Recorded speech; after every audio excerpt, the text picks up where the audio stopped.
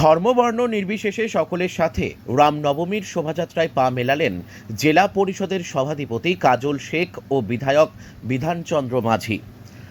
নানুর বিধানসভার কঙ্কালীতলা থেকে রামনবমীর শোভাযাত্রায় গেরুয়া ধ্বজা হাতে নিয়ে শোভাযাত্রায় পা মেলালেন জেলা পরিষদের সভাধিপতি কাজল শেখ ও তৃণমূল বিধায়ক বিধানচন্দ্র মাঝি। রবিবার সন্ধ্যায় কঙ্কালীতলা মন্দির চত্বর থেকে একটি ধর্মীয় শোভাযাত্রা শুরু হয়, আর সেখানেই ধর্ম বর্ণ নির্বিশেষে অংশ নিতে দেখা যায় কাজল শেখ ও বিধানচন্দ্র মাঝিকে। শোভাযাত্রা শেষে ভক্তদের মধ্যে লাড্ডু বিতরণও করলেন কাজল শেখ ও বিধায়ক। সবশেষে কাজল শেখ সাংবাদিকদের মুখোমুখি হয়ে জানান, আমি হিন্দু মুসলিম সকল সম্প্রদায়ের মানুষের জনপ্রতিনিধি। সেই হিসেবে ঈদে উৎসবে যেমন আমি মাতোহারা হই, তাই সেই উৎসবের পাশাপাশি রামনবমী উপলক্ষে সারাদিন সনাতন ধর্মের মানুষের পাশে আছি। শান্তিনিকেতন থেকে শুভদীপ গুইয়ের রিপোর্ট, ক্রাইম প্রেস বেঙ্গল নিউজ। আমরা জেলা সভাপতি অনুব্রত মণ্ডল মিছিলে হাঁটলেন।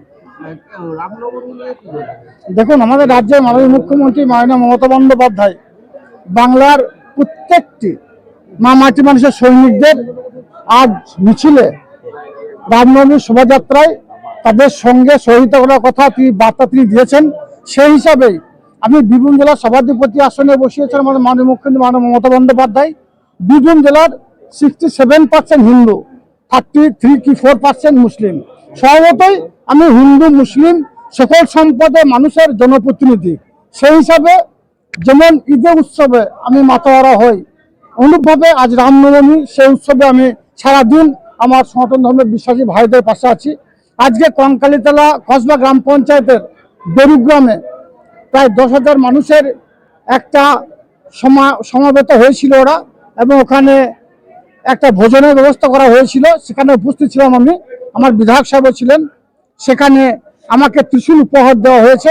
আমি সত্যিই খুব গর্ববোধ করছি যে এই বীরভূম জেলার প্রত্যেকটি প্রান্তের মানুষের মায়েরা বোন দাদারা আমাকে যেভাবে আশীর্বাদ করেছে, অনুভাবে এই কঙ্কালীতলা গ্রাম পঞ্চায়েতের আমার যারা দায়িত্বে আছেন তারা সকলে মিলিতভাবে সংঘবদ্ধভাবে প্রায় 10,000 মা বোনদের সঙ্গে নিয়ে পায়ে পা মিলালাম।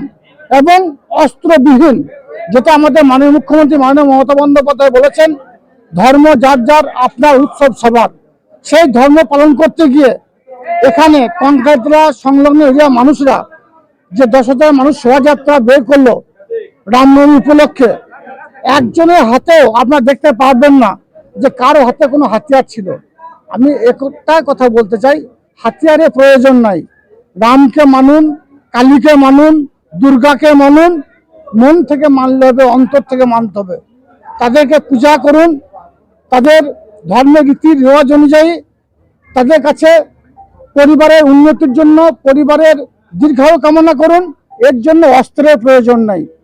বীরভূম জেলা পুলিশ প্রশাসন অতি সক্রিয়তার সঙ্গে বীরভূম জেলায় কোনো অশান্তি ঘটতে দেয়নি, তার জন্য বীরভূম জেলা পুলিশ প্রশাসনকে ধন্যবাদ জানাচ্ছি। সঙ্গে সঙ্গে বীরভূম জেলা তথা বাংলার বিভিন্ন প্রান্তে বা কোথাও কোথাও যেটা আপনার দ্বারা আমরা দেখতে পাচ্ছি অস্ত্র হাতে রামনবমী মিছিল করেছে, এটা বাঞ্ছনীয় নয়, বা এটা করার কোনো প্রয়োজন আছে বলে আমি মনে করি না ব্যক্তিগতভাবে।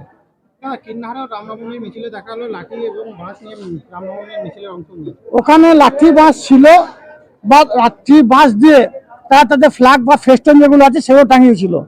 আমার নানুর বিধানসভা কোনো এরিয়াতে কোনো অস্ত্র হাতে কারো ছিল না। আমি দীপ্ত কণ্ঠে বা জোর গলায় বলতে পারি, নানুর বিধানসভা মানুষ সুবুদ্ধি সম্পন্ন মানুষ, কিন্তু বীরভূম জেলা কোনো প্রান্তে বাঁশ, লাঠি, তলোয়ার বিভিন্ন আগ্নেয়াস্ত্র ছিল।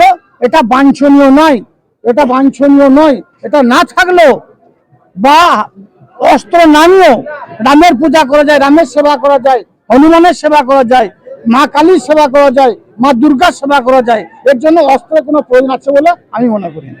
যে অস্ত্রগুলি দেখা গেছিল বীরভূমে, সেগুলো পুলিশ বাজেয়াপ্ত করেছে, কিন্তু অন্যদিকে বিরোধীরা বলছে যে তৃণমূলের পুলিশ তৃণমূলের হয়ে কাজ করছে, রামনবমী পালন করতে দিচ্ছে। বীরভূম জেলা পুলিশ প্রশাসনকে এর জন্য আমি স্যালুট জানাই, ধন্যবাদ জানাই।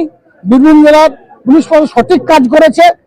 কারণ আবার বলছি, রামের পূজা করতে গেলে, রামের সেবা করতে গেলে, কালীর সেবা করতে গেলে, দুর্গা মায়ের সেবা করতে গেলে, বসন্তী পূজা করতে গেলে অস্ত্রের প্রয়োজন নেই, হিংসার প্রয়োজন নেই, হানাহানির প্রয়োজন নেই, কাটাকাটির প্রয়োজন নেই, খুনোখুনির প্রয়োজন নেই, কারণ এই দেবদেবীদের এই বিশ্ব ব্রহ্মাণ্ডে তারা বিভিন্ন সময় অবতীর্ণ হয়েছিলেন তারা অশুদ্ধ দমন করার জন্য, তারা মানুষের মধ্যে বিভেদ সৃষ্টি করার জন্য নয়, জাতপাতের মধ্যে বিভেদ সৃষ্টি করার জন্য এই দেবদেবীর আবির্ভাব হননি।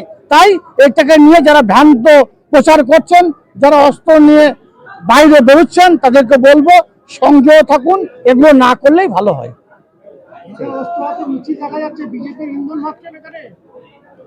সে তো আরএসএস এর ইন্ধনে আছেই।